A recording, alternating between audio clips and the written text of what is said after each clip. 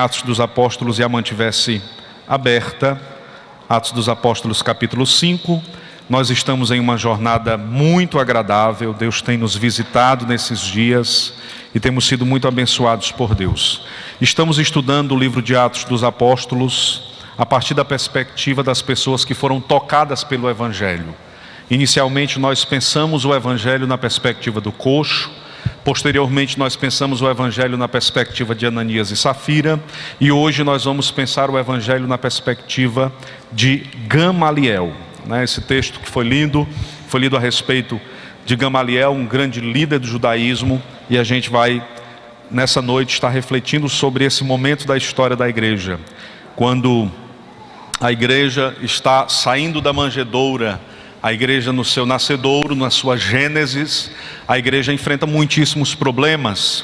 E um dos principais problemas é o problema da religiosidade. Os religiosos, os maiorais, o sinédrio formado por 70 sacerdotes e um sumo sacerdote, se levanta contra a igreja em Jerusalém e começa a perseguir a igreja, a prender a igreja. Só que eles começaram a enfrentar um terrível drama, e a gente vai ver isso no versículo 33, a Bíblia diz assim: e ouvindo eles isso, enfureciam e deliberavam matá-los. Eles estavam extremamente angustiados com um movimento de graça que acabara de nascer em Jerusalém, e eles começam então a se utilizar da única força que eles têm à disposição. E a força que eles têm à disposição é a força que tem uma capacidade bélica, e essa força, ela não pode parar a igreja. E o que os maiorais fazem? Eles se utilizam da força militar para prender os apóstolos e os trancarem, os deixarem detidos, e eles fazem isso durante a noite. Os apóstolos permanecem presos até um determinado horário, mas em um dado horário da madrugada, um anjo do Senhor entra no cárcere, tira eles de lá, e nenhum dos guardas que estavam na porta viram nada. Como é que a gente explica isso? A gente não explica, a gente apenas bendiz e adora o nome do Senhor. Quando o dia amanheceu, chegaram para os guardas: está tudo sob controle aí? Está tudo sob controle. E onde estão os apóstolos? Dentro do cárcere. Vocês fizeram a revista corretamente?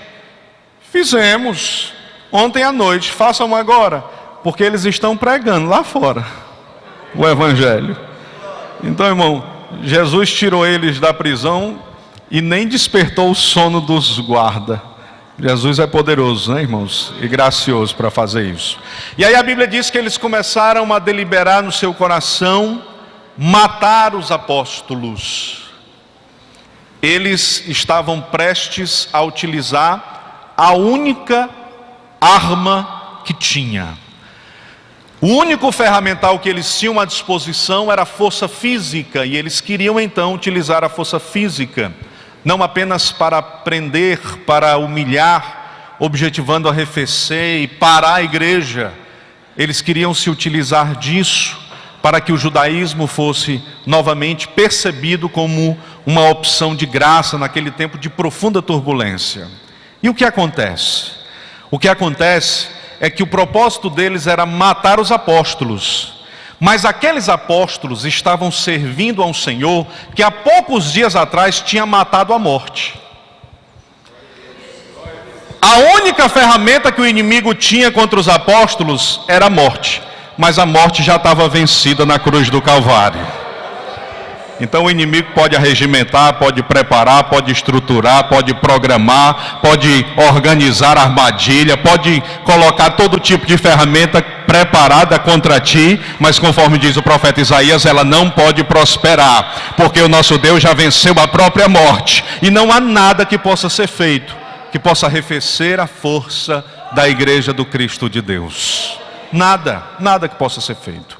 Eu lembro-me que há muitos anos atrás, há uns 7 ou 8 anos, eu estava lendo um texto e contava a história de um missionário que foi visitar o Japão, e quando ele chegou no Japão, ele percebeu que os japoneses, quando eles começam a discutir sobre um tema, eles discordam de um tema, eles começam a brigar. E aí na briga, eles não vão às vias de fato, eles não chegam a se tocar, mas eles brigam com palavras e eles são muito ásperos na fala. De sorte que esse missionário conta que os japoneses eles ficam a aproximadamente um palmo da boca um do outro, gritando um com o outro, e eles não se agarram. A vontade é grande de matar um ao outro, mas eles gritam e eles não se aproximam, eles não se tocam. E aí um dia ele perguntou a um nativo, a um dos japoneses: mas por que vocês japoneses têm esse costume de gritar um com o outro em debates, quando estão discordando em algo, e a gente percebe que vocês estão prestes a explodir, mas não há nenhum que toque o outro? E aí aquele japonês disse que nós temos uma sabedoria, e essa sabedoria é milenar. E qual é?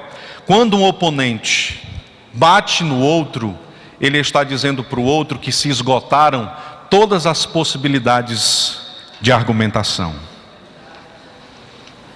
Então, se alguém bate, ele está declarando que ele é incapaz de quê, irmãos? Incapaz de argumentar, incapaz de responder. Por que a igreja estava sendo perseguida e por que o Sinédrio queria matar a igreja? Porque o Sinédrio era incapaz de ir contra a verdade do Evangelho do Cristo de Deus. Porque as palavras do Mestre Jesus são palavras insuportáveis, porque a verdade do Evangelho é uma verdade superior em todos os aspectos a todas as demais mentiras.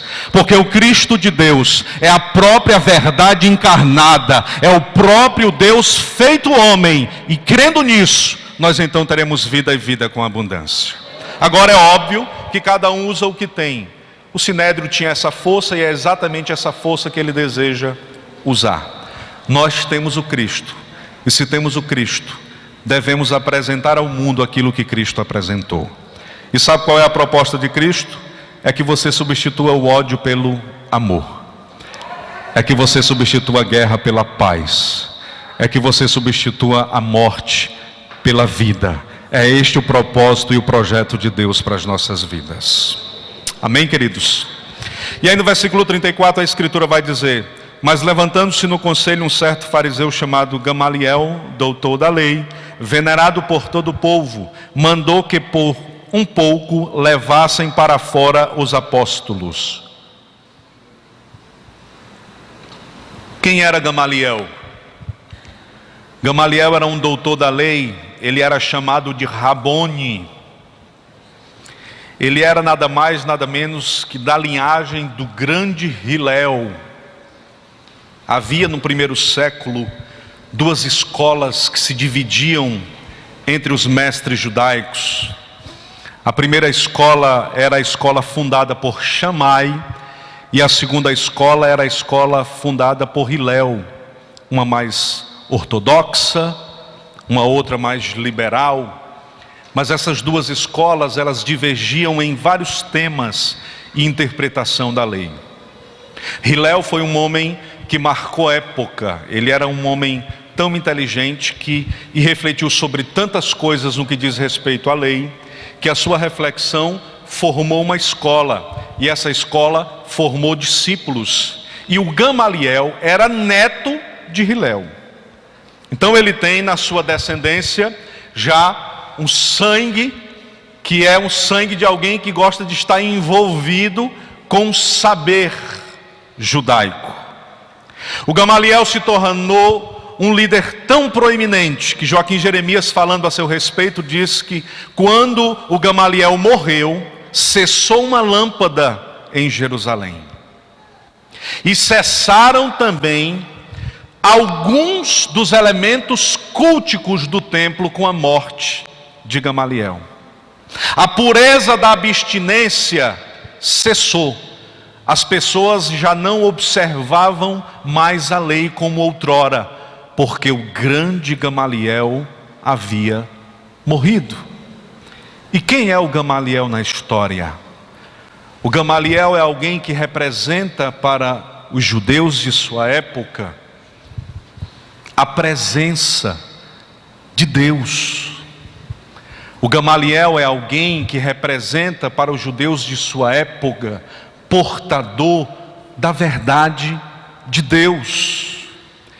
De sorte que, morrendo Gamaliel, esse senso de pertencimento, esse senso de presença também morre. E os judeus deixam inclusive algumas práticas, aqueles que eram mais próximos do Gamaliel, deixam algumas práticas, e muitos historiadores vão falar que a nação é afetada pela morte desse homem. É por isso, irmãos, que o nosso mestre, incomparavelmente superior a Gamaliel e a todos os demais, nos ensinou que nós precisamos rememorar. É por isso que a Escritura diz que quando Jesus olhou para os discípulos e disse: eu vou voltar para o Pai, os discípulos ficaram atemorizados. Eu fico imaginando o Pedro olhando para o João e dizendo: e agora, o que é que vai ser da gente? Quando a tempestade se levantar no barco, quem é que vai colocar o vento e o mar para dormir? E agora, o que é que vai ser da gente? Quando o enfermo se aproximar, o que é que vai ser da gente? Quando um possesso de espírito imundo se aproximar, o que é que vai ser da gente? Quando não tivermos uma direção e uma palavra? E aí Jesus diz assim: vocês não precisam ficar atribulados. Eu vou, mas eu não vos deixarei órfãos. Eu vou, mas eu vos enviarei o Espírito Santo, Consolador, e Ele vos fará lembrar tudo que eu vos tenho dito. É por isso que uma vez por mês, e nós não deveríamos fazer isso apenas uma vez por mês, porque cear não é apenas provar o pão e o vinho. Cear é gozar da comunhão à mesa, e pão é genérico na Bíblia, todo alimento é pão. Café da manhã é ceia do Senhor, almoço é ceia do Senhor, janta é ceia do Senhor. Você já pensou? Se todo crente aqui, no café da manhã: Senhor, eu quero rememorar o teu sacrifício na cruz do Calvário, e eu quero dedicar a Ti esse tempo, e eu quero dizer para o Senhor que o Senhor está na minha memória, impregnado na minha alma, e eu quero dedicar ao Senhor esse momento de oração. E no almoço faz a mesma coisa, na janta faz a mesma coisa. O que a Escritura Sagrada está nos ensinando é que a gente tem que rememorar, a gente tem que relembrar. Nós não podemos esquecer os feitos do Senhor, nós não podemos esquecer a bondade do Senhor para conosco. Em toda a trajetória da Escritura, nós vamos encontrar homens que definiram marcos, que ergueram altares de pedra para relembrar. A própria Bíblia, ela chega até nós a partir da tradição oral, quando os pais subiam no teto das casas e começavam a ensinar a próxima geração, aos filhos, o que acontecera desde o Gênesis, desde o princípio, quando sequer os livros haviam sido escritos. E essa tradição vai passando de pai para filho, de pai para filho, e os filhos vão rememorando, vão lembrando, e aquilo que vai ser escrito muitos anos depois, é escrito a partir da memória, da preservação da memória. É por isso que o Samuel, quando reúne Israel em Mispa no dia de festa, porque voltar a glória de Deus para Israel, a arca retorna. O Samuel diz assim: hoje nós vamos orar juntos e vamos celebrar a Deus juntos. Samuel faz uma reunião com todo Israel, e Samuel então diz: este lugar se chamará Ebenezer, porque até aqui, diga comigo, até aqui, nos ajudou o Senhor. Samuel está dizendo: nós temos que ter um até aqui, senso de celebração. Todo crente tem um até aqui, irmãos. Todos nós precisamos parar para celebrar a Deus por tudo que Ele tem feito em nossas vidas até aqui. Pastor, e por que Samuel não diz até amanhã ou até o próximo mês? Porque a gente só pode dizer até aqui. Eu posso garantir para os irmãos, amanhã e no próximo mês Deus continuará o mesmo, mas nós não. Agora uma coisa é certa: Deus tem nos sustentado até aqui, e é por isso que hoje à noite a gente vai celebrar e bendizer o nome dEle. Há um até aqui de Deus. Estávamos ontem, e aí o irmão Marcos colocou no grupo dos músicos, no grupo que nós temos do culto programado, que é o quarto. O irmão Marcos colocou, descobriu que a esposa estava grávida de 10 semanas. É um até aqui, amém, irmãos? É um até aqui, sim ou não? E aí o irmão Marcos pode encher o pulmão e dizer: até aqui o Senhor tem me ajudado. Aumentou a herança do irmão Marco, e isso é motivo de celebração para a gente. Um filho que é inserido na faculdade, uma mãe que tem o privilégio de ver o filho sarado, um pai que tem o privilégio de ser admitido no emprego. São tantos até aqui, são tantos motivos para celebrar. Homens cantando cheios de Deus e da vida de Deus, e dizendo não ao pecado nessa noite. Há um até aqui de Deus na vida desses homens. Deus tem feito coisas lindas na vida deles e continuará fazendo. Até aqui o Senhor tem nos ajudado. Senso de celebração. Mas o Samuel diz: até aqui me ajudou o Senhor, até o que eu fui ajudado. É assim, irmãos? Não, né? Ele diz assim: até aqui nos ajudou. Expressão plurálica. Samuel está dizendo: eu cheguei até aqui, mas eu não cheguei sozinho. Eu cheguei até aqui, mas teve gente que me deu a mão e me ajudou.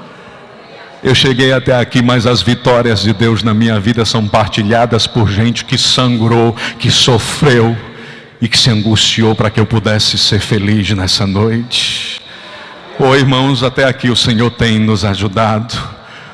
E essa ajuda é uma ajuda coletiva. Todo crente que está aqui nessa noite já foi ajudado por Deus em um dado momento da história. Todo crente que está aqui nesta noite tem milhões de motivos para celebrar o nome daquele que os salvou e os transportou das trevas para o reino do Filho do seu amor. E a expressão dele é interessante, que a expressão é ajudou. Isso remove essa visão simplista de um Deus que faz todas as coisas enquanto a gente apenas ora para acioná-lo. Samuel está nos apresentando uma teologia profundamente coerente. Deus é o nosso ajudador. O que Samuel está dizendo é: celebre, mas tenha senso de responsabilidade. Existem coisas que Deus faz, e existem coisas que Deus faz a partir de você. Amém, irmãos? Existem coisas que Deus faz a despeito de você, mas existem coisas que Deus faz a partir de você. E às vezes a gente quer que Deus resolva todas as contas da vida. Deus é como um matemático especialista que resolve todas as equações da história.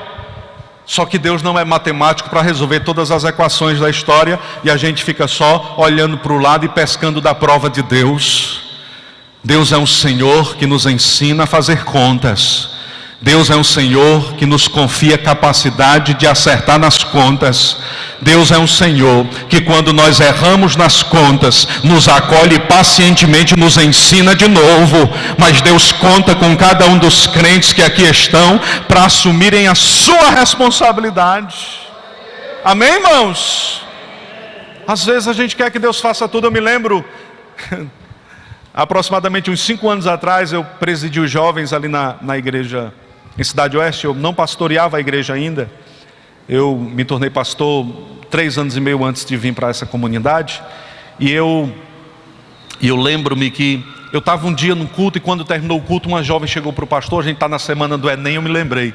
Uma jovem chegou para o pastor Adail, e o pastor Adail, um dos homens mais cheios de Deus e de vida que eu já tive a oportunidade de conviver. Tive o privilégio de estar com ele 7 anos e 7 meses. E minha vida foi profundamente tocada por Deus pela vida daquele homem. Eu sempre tive um profundo respeito pelo meu pastor Adail. E a jovem chegou e disse assim: pastor Adail, eu queria que o senhor e o irmão Danilson, porque lá nós não tínhamos a ideia de presidente de jovens, era pastor de jovens. Ele inspirava-nos a pastorear o coração e a alma dos jovens.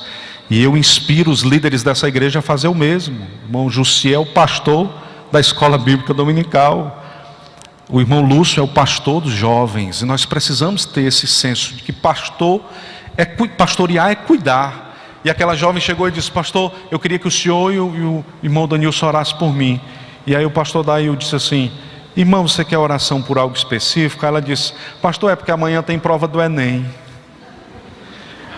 Aí eu disse: pastor Dail não vai perder a oportunidade de ensinar. Aí olhou para ela e disse: minha filha, você estudou? Aí ela disse assim: ah, pastor, muito não. Aí o pastor Adail, pois Danilson, estenda as mãos, vamos orar. Aí a oração dele foi assim, irmãos, a oração mais rápida que eu já ouvi um pastor fazer, e eu nunca vou esquecer.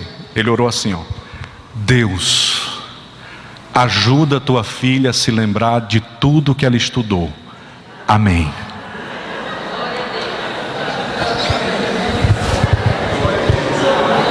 Ela passou na prova, irmão? Claro que não. Mas Deus ajudou ela a se lembrar de tudo que ela estudou. O problema é que Deus teve pouco trabalho, né? Que ela estudou pouco. Às vezes nós queremos que Deus incoerentemente faça por nós o que é nossa responsabilidade fazer. Às vezes nós queremos que Deus inclusive dê jeitos.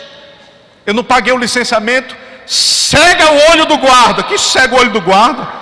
Paga o licenciamento, envenenado. Cega o olho de guarda. Não vai ter olho de guarda cego não, meu irmão. Você vai ser pego. Pastor, e se a pessoa não teme a Deus?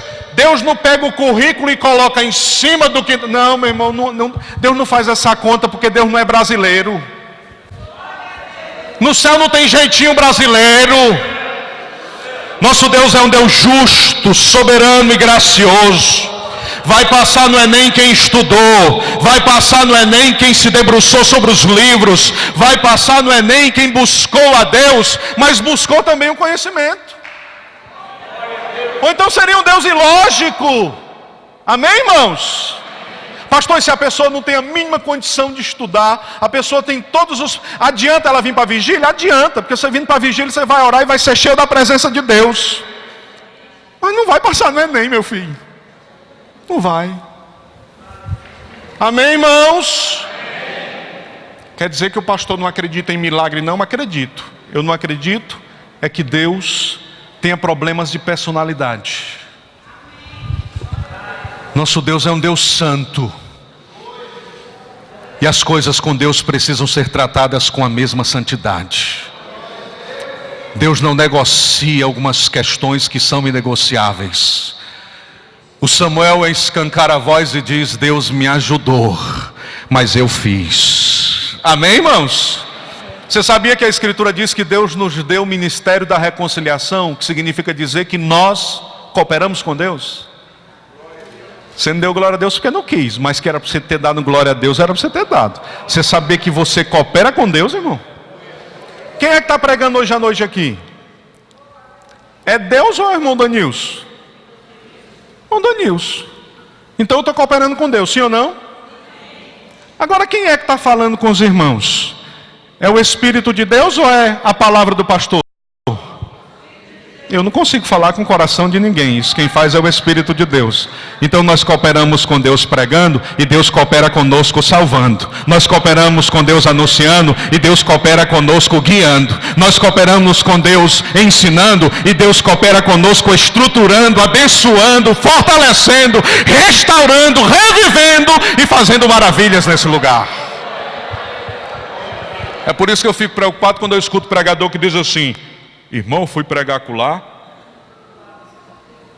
foi 30 almas. O que tem, irmão? Não foi porque você pregou não, filho. Foi porque Ele é Senhor. E a sua graça preveniente recaiu sobre o coração daqueles homens e mulheres. Amém, irmãos? É assim que nós temos que perceber o Evangelho, e ele é muito simples. E aí o nosso querido Gamaliel traz um conselho, e o Gamaliel diz assim: homens israelitas, acautelai-vos a respeito do que haveis de fazer. Estes homens, porque desses dias se levantou Teudas, dizendo ser alguém, e depois se levantou Judas o Galileu. E quem eram esses homens? Judas o Galileu foi um camarada que se levantou e organizou um verdadeiro motim. Judas o Galileu se levantou no período do recenseamento, e ele começou a pregar uma doutrina, que essa doutrina gerou um burburinho terrível no Israel de sua época. Ele começou a ensinar que todo tipo de tributo que você paga ao governo e não ao templo, não a Deus, você está de alguma forma lançando dinheiro fora. Ele começou a ensinar que o povo de Deus deve tributos apenas a Deus. Ele começou a fazer uma das distinções mais terríveis já percebidas na história da humanidade, principalmente depois do iluminismo. A ideia de que nós somos seres dicótomos. A ideia de que nós temos uma vida secular e uma vida espiritual. E aí você chega para o irmão e diz: irmão, e aí? Não, secularmente eu sou formado em administração, mas espiritualmente eu tenho formação teológica. E aí o camarada parece assim um ser dividido. Isso é uma doutrina perpetrada também por esse homem. Inclusive esse homem, ele levanta um motim, e esse homem é chamado por alguns de o fundador da seita dos Zelotes. E qual era a ideia dele? Vamos espiritualizar tudo. E se a gente tem que devolver tributo, vamos devolver ao Senhor, porque pertencemos ao Senhor e somos povo do Senhor. E aí Jesus vem, irmãos, e Jesus resolve a questão. Basta colocar uma moeda na mão, ele diz: você tem que dar a César o que é de César, e você tem que devolver a Deus o que é de Deus. Você sabe o que é que Jesus está ensinando? Você não deve espiritualizar aquilo que é material, e você não deve materializar aquilo que é espiritual. As coisas espirituais, você deve ter consciência de tratá-las. As coisas materiais, você deve ter consciência de tratá-las. Mas sempre lembrando que não são mundos divididos, não são mundos distintos. Ah, irmão, eu agora aceitei Jesus, eu agora sou só do céu, não devo mais responsabilidade com absolutamente nada. Deve sim, diariamente. Ah, agora eu sou do céu, então peça a Jesus para lhe dar poder para voar sobre os sinais vermelhos, para você não ser multado, porque você pode ser do céu, mas vai chegar uma cartinha branca para você colocar o seu nomezinho nela, e se não colocar, tem que pagar 2, e aí vem um pontinho para a carteira, e é um negócio atribulado. Você pode ser do céu, mas tem uma fotinha que o cabeçudo bate e pega você. Você pode ser celestial, você não se livra dessas coisas, a não ser que já consiga voar. Como eu acredito que não tem nenhum crente aqui que voa, então eu posso dizer para os irmãos que você vai ser multado se não andar direito, né? Um dia eu estava lá na Cidade Oeste, eu dei a oportunidade de um irmão, e tem um irmão lá que é uma bênção, os irmãos conhecem ele, é uma bênção, muito amado na igreja, ele brinca. E aí ele disse, conversando comigo, ele disse: olha, pastor, eu fiz uma curva na moto com 120 km por hora, 120 km, irmão.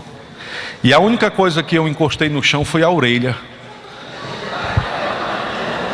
O camarada inventa umas histórias atribuladas, meu irmão. E aí ele contou essa história, os irmãos riram, né? Porque já conhece ele, ele é uma bênção, muito querido. E aí quando eu assumi o microfone, eu disse: ó, irmão, você já estava há um tempo sozinho na moto. Ele disse: mas por que, pastor? Porque, meu irmão, quando passa dos 80, o anjo pula. Não tem jeito você querer que Deus lhe proteja se você está com a velocidade superior à da via. Você está infringindo uma norma. O problema é que a gente considera pecado somente as coisas que são drásticas. Mas nós precisamos começar a refletir sobre o Evangelho dessa forma, irmãos. Porque senão, irmãos, a gente vai começar a infligir normas e regras e achar que a gente espiritualiza. Qualquer coisa a gente ora e os pontos somem, né? A gente ora e as coisas acontecem. Igual o irmão que estava no culto, e aí o pastor disse: se você tem dinheiro no seu bolso para pagar só a conta de energia, tenha fé, deposite a conta de energia, que você vai ser abençoado. E tem uma coisa: amanhã você, quando acordar, ainda vai ter um carro na sua porta, que Deus vai lhe abençoar com o carro. Quem tem fé? E tinha um irmão que só estava com dinheiro da conta da energia, aí ele depositou na salva. Eu nunca esqueci o irmão contando essa história. Quando foi no outro dia que ele acordou, ô irmão, que ele abriu a porta, tinha um carro lá. Era com o nomezinho Coelce na porta, para cortar energia. Então, meu irmão, não deposite não, né?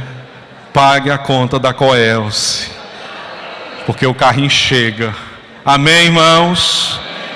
Estamos conversando. Judas era um homem que acreditava que era possível viver apenas o aspecto da espiritualidade sem assumir compromissos e responsabilidades civis. Mas nós somos seres humanos e temos responsabilidades. Por isso, se queremos compreender o Evangelho de forma plena, o objetivo do Evangelho é nos fazer gente melhor. O objetivo do Evangelho não é nos fazer supra-santos. O objetivo do Evangelho é nos fazer um patrão mais coerente, um empregado mais ativo, um esposo mais amável, uma esposa mais amável, um filho mais obediente, gente que vive para a glória de Deus. É essa a proposta do Evangelho, é que nós nos tornemos gente de verdade. Amém, irmãos? Pastor, o senhor não sabe como eu estou passando por um problema. Conta atrasada, não tem problema ter conta atrasada. Se eu pedir para levantar a mão aqui quem não tem uma conta, dificilmente vai ter um irmão que levante. No ministério infantil deve ter alguém, mas as criancinhas não estão aqui. E se o irmão levantar a mão, eu quero conversar com você depois do culto, em nome de Jesus, você ensinar como é esse mistério. Porque eu vou dizer, irmãos, é óbvio, não é problema o débito, o problema é dever e não assumir responsabilidades. E esse homem pensou que era possível viver assim. Teudas foi um outro homem que conseguiu reunir 400 pessoas. Nós falamos sobre ele domingo, os irmãos lembram, né? Levou os irmãos lá para o Jordão, os irmãos judeus lá para o Jordão. E quando chegou lá no Jordão, ele ficou tentando fazer o Jordão abrir. Essa teologia ela é mais comum do que a gente imagina. Gente arrogando para si o direito de manipular o divino. Gente arrogando para si a capacidade de dizer palavras mágicas e com as palavras mágicas acionar o divino. E trazer sobre si todos os holofotes possíveis. Só que você vê, hoje eu estava vendo no jornal e aí tinha assim, coincidência ou não, mas o pânico na TV vai acabar. E há alguns meses, um líder religioso do Brasil amaldiçoou o programa. Aí morre um camarada de câncer, morreu porque o líder religioso amaldiçoou ele. E aí eu fiquei pensando, o que esse homem está fazendo, irmão? Amaldiçoando todo mundo. Pastor, e o pânico na TV acabar? Não é uma bênção não? Meu irmão, eu digo para os irmãos que tanto faz ele permanecer, como ele acabar, não faz diferença. Porque eu não tenho tempo para me sentar e assistir pânico na TV, e eu tenho certeza que aqui também não tem não. E o que adianta desligar o pânico na TV e continuar as telenovelas e as muitas outras desgraças? Então a gente não tem que entender isso como uma obra do divino. A gente tem que entender isso como uma mudança. Porque marcas nascem, crescem e morrem. Empresas nascem, crescem e morrem. Obviamente as pessoas estão optando por assistir coisas que sejam mais inteligentes. É só isso que está acontecendo. Coisas mais inteligentes. Mas eu quero dizer para os irmãos que não é papel da igreja amaldiçoar ninguém. O papel da igreja é abençoar. Quem pode lançar bênção e maldição não é a gente. Eu, Abraão, vou te abençoar. E eu, Abraão, abençoarei os que te abençoarem e amaldiçoarei os que te amaldiçoarem. Mas isso é obra do divino, do soberano e do glorioso, e não nossa. Qual é o nosso papel? Jesus ensinou. Vocês devem dar uma oportunidade de entregar uma túnica para quem roubou a capa. Vocês devem caminhar uma milha a mais para quem caminhou só uma milha. Vocês devem lançar perdão sobre aqueles que vos afrontarem. Bem-aventurados sois vós quando vos injuriarem e mentindo. Diga comigo, e mentindo. A gente tem que pensar nisso. Porque tem irmão que diz assim, rapaz, eu vou dizer, aquela minha vizinha é muito chata. Só porque eu fico jogando água no muro dela, com lama. Mas a Bíblia diz que bem-aventurado é quando a gente é injuriado. A Bíblia não diz isso não, irmão. A Bíblia diz que bem-aventurados sois quando vos injuriarem e mentindo. É ela dizendo, você jogou lama e você sem ter jogado. Mas se você jogou lama, você não é bem-aventurado não, você é atribulado. É diferente, né? É diferente. Amém, irmãos? Irmãos, eu tem pastores que encontram nos vizinhos problemas e muitos problemas. Ah, irmão, aquele homem não está sendo usado por Deus, reclamando, irmão, só porque a gente está colocando o som até meia-noite na vigília e cantando aqui, aí os irmãos estão reclamando. Tem que reclamar mesmo, irmão. Aí tem irmão que diz assim: se fosse um forró ele não reclamava. Meu irmão, sendo forró no seno, a gente de noite tem que dormir. Então, se a gente quer fazer vigília, a gente tem que fazer com coerência e com decência e com ordem. Amém, irmãos? É por isso que a gente vem para a vigília aqui, os irmãos estão cantando bem baixinho e a bênção de Deus acontecendo. E nós precisamos ter esse compromisso, é responsabilidade nossa. Porém, esses homens pensavam diferente. E aí agora, eu queria que nós nesses últimos 15 minutos refletíssemos sobre a palavra de Gamaliel. A palavra de Gamaliel aparentemente parece ser uma palavra perfeita. Você escuta Gamaliel e parece que Gamaliel fechou a questão. Mas eu queria lançar um novo olhar sobre a fala de Gamaliel e dizer para os irmãos que houve alguns equívocos cometidos por Gamaliel. O primeiro equívoco de Gamaliel foi o equívoco da comparação. Ele olha para o movimento dos apóstolos e ele olha para o evento Cristos num patamar semelhante ao evento do Teudas e do Judas. Teudas e Judas fizeram um movimento, estressaram alguns dos maiorais, morreram. Mas Jesus não pode ser comparado a Teudas e Judas, porque Jesus morreu, sim, morreu. Mas ao terceiro dia, a morte, procurando nele uma falha, não encontrou.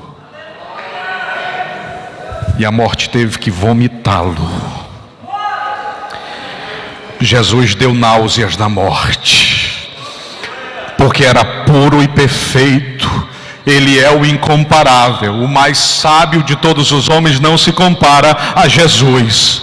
O mais incrível de todos os homens não se compara a Jesus, porque Ele não é grande, Ele é único. Ele não é sábio, Ele é verdade pura. Ele não é alguém que faz o que é certo, Ele é a pura e perfeita santidade. Ele é o Cristo de Deus. Ele não é alguém que se entrega, Ele é o amor em pessoa. É essa a pessoa bendita de Jesus. É um equívoco enorme compará-lo a Teudas e a Judas, o Galileu, porque Jesus, o Galileu, é superior a todos os que vieram antes dele, enquanto homem, porque ninguém veio antes dele, porque ele é incriado, mas enquanto nascido de mulher, ele é superior a todos que vieram antes dele, e continuará sendo superior a todos que vierem depois. Ele é Senhor de todas as coisas. Segundo ponto é o equívoco do sucesso. Gamaliel vai dizer: gente, esse projeto vai prosperar? Não sei. E se a gente não sabe que vai prosperar, vamos parar, não vamos perseguir eles não. Porque tem projeto que começa e não prospera, não vai longe. É mentira. Não vem há pouco tempo, nasce Teudas e nasce Judas, e tudo aquilo se deu em absolutamente nada. Não conseguiram arregimentar muitas pessoas. Um ainda levou 400 pessoas, mas logo as pessoas se dispersaram. Isso é um equívoco. Não se avalia a verdade de um projeto pela quantidade de pessoas envolvidas. Nós temos seitas que estão pregando mentiras, e os seus templos estão abarrotados de gente. Não é a quantidade de pessoas que define a saúde de uma igreja. Nós temos comunidades pregando um evangelho totalmente distante do Novo Testamento, estão abarrotadas de gente.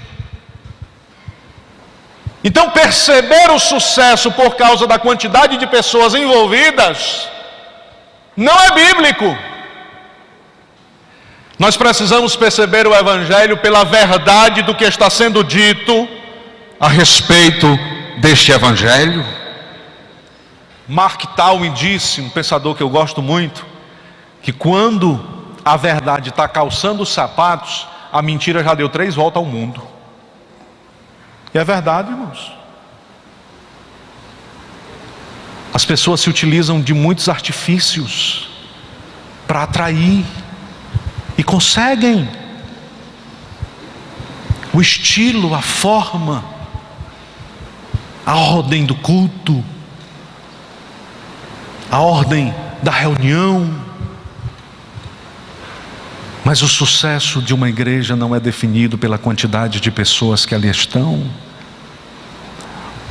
É possível que uma comunidade seja apenas uma taberna, com 2, 3 ou 5 crentes, mas que tenha a firme presença de Deus e o profundo compromisso com a verdade do Evangelho.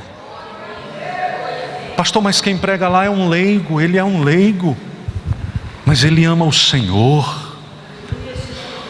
Dr. Martin Lloyd Jones disse: eu perdoo qualquer homem que cometer erros teológicos, contanto que ele transmita para mim o senso da presença de Deus.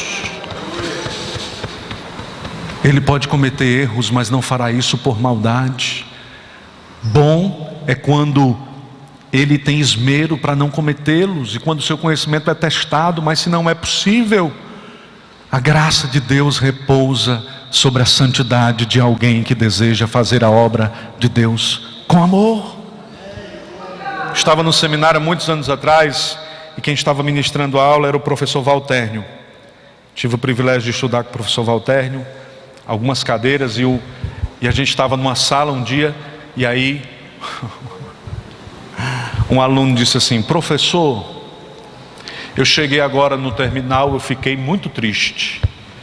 Passando pelo ônibus eu vi um irmão pregando, sem considerar os aspectos da exegese, da hermenêutica e da homilética.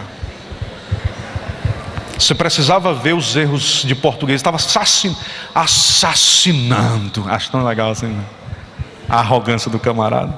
Assassinando o português. O Valtérnio olhou para ele, aí disse assim: você sabe por que um irmão que não sabe falar direito estava lá no terminal pregando? Ele disse: não sei, sinceramente não sei, até me envergonho.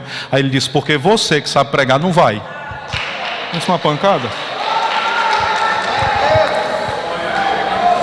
Meu irmão, se quem aprendeu e quem tem dom para ministrar não faz, Deus levanta gente que não sabe fazer direito, mas que ama fazer. Essa obra é dele, essa igreja é dele, o projeto é dele, ele é Senhor da igreja. Amém, irmãos? Glória a Jesus. Terceiro equívoco, o equívoco da transferência. É aquela mesma visão que eu falei, uma visão simplista de Deus. Se for de Deus, prospera. Se for vontade de Deus, Ele salva. Se for vontade de Deus, Ele cura. Isso é pensar Deus de forma muito simplista. Nós não oramos ou deixamos de orar, porque se a gente deixa de orar, a gente deixa de orar consciente que Deus é soberano e faz a vontade dEle. Não, gente, não é isso.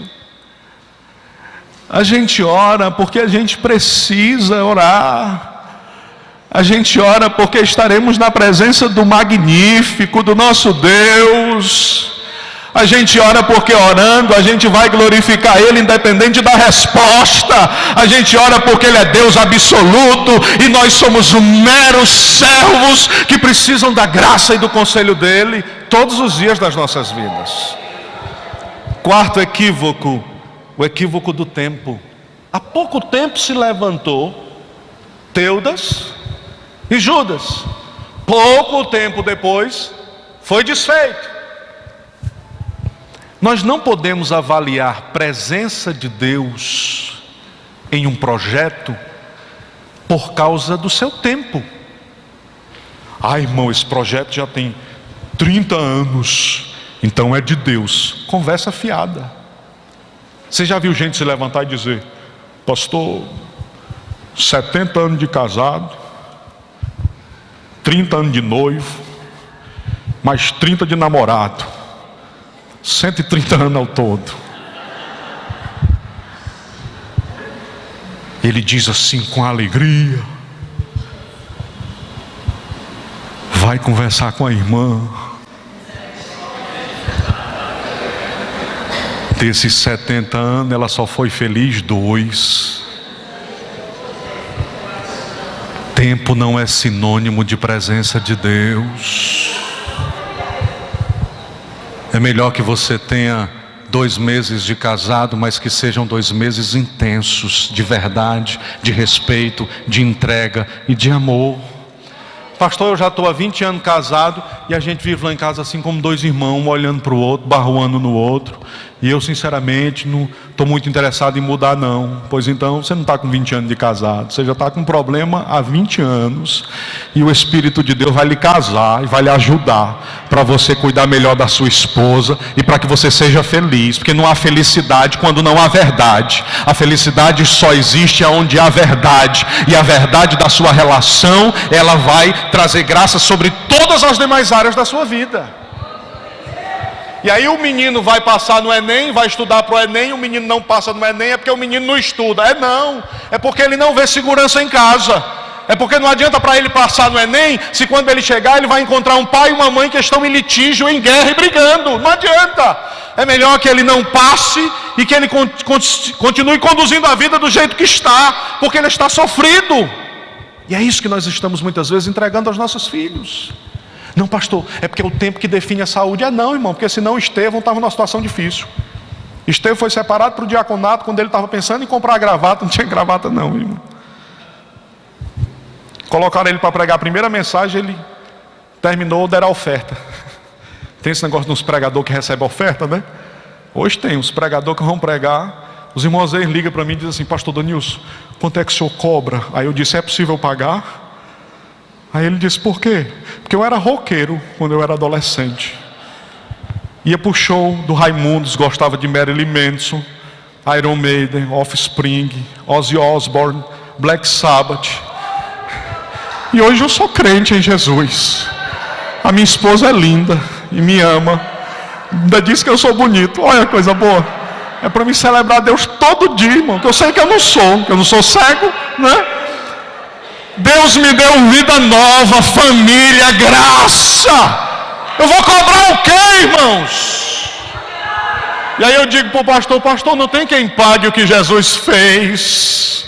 Não tem quem pague o que Jesus fez por nós na cruz do Calvário. Foi de graça, glória a Deus. De graça. Amém, irmãos? Sabe qual foi a oferta do Estevão? Pedra. Quando as primeiras pedras começaram a pegar nele, ele já foi vendo o portal do céu se abrindo. E era a pedra batendo no Estevão e ele dizendo: eu estou vendo o Senhor de pé. E os homens começaram a gritar e ranger os dentes, porque eles estavam apedrejando um homem que estava com a expressão angélica, cheia de paz e de vida com Deus. Mas o ministério de Estevão não vale nada, só pregou uma mensagem há 2000 anos atrás, e a gente está falando dela hoje. Glória a Jesus, bendito seja o nome de Jesus. João Batista só passou 6 meses, viu, irmão? 6 meses pregando. E aí teve uma dança.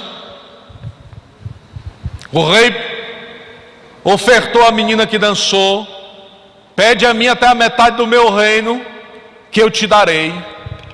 E aí ela disse: não quero a metade do reino não, orientada pela mãe.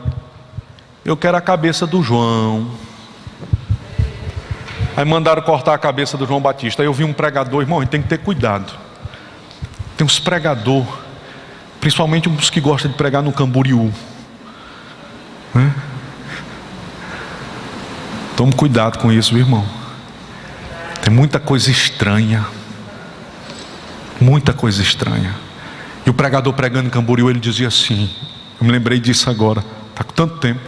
Ele dizia assim: meus irmãos, muda assim a voz, né? Queria dizer para você que você vale muito. Aí ele lê esse texto do João Batista. Eu fiquei olhando para a exegese que ele estava fazendo do texto. Eu olhei e disse: pense na hora boa da gente morrer. Porque irmão dá vontade de morrer para não ter que ver a tribulação. Ele disse: um profeta sem cabeça vale a metade de um reino. Aí ele diz assim, ó, olhe para o irmão que está do seu lado, olhe para o irmão que não tem esse negócio, né? Diga assim para o irmão: você com a cabeça no lugar vale o mundo todo. Aí os irmãos, shh. O texto não está dizendo isso porque nossa cabeça não vale o mundo todo. Nossa vida foi comprada por bom preço pelo sangue de Jesus. Alto preço, e nem o mundo todo poderia comprar a vida de cada crente que está aqui nessa noite. Então a exegese dele foi incoerente, mas vamos continuar, né? Senão a gente se atribula. E concordaram com ele, chamando os apóstolos, tendo-os açoitado, mandaram que eles saíssem, e eles saíram felizes por terem sido achados dignos de apanhar. Olha, para entender, crente. Irmão, crente é difícil de entender. O crente está passando na prova, você chega e diz: irmão, como é que está? Ele disse: é de Deus, irmão, vai dar tudo certo. Essa prova aqui é para me sair do outro lado melhor. Não é assim? O crente está na bonança, você chega e diz: irmão, e aí, está tudo bem? Ele disse: mas eu estou vigilante, cuidadoso. É assim ou não é? Não dá para entender, só Jesus entende crente. Só Jesus.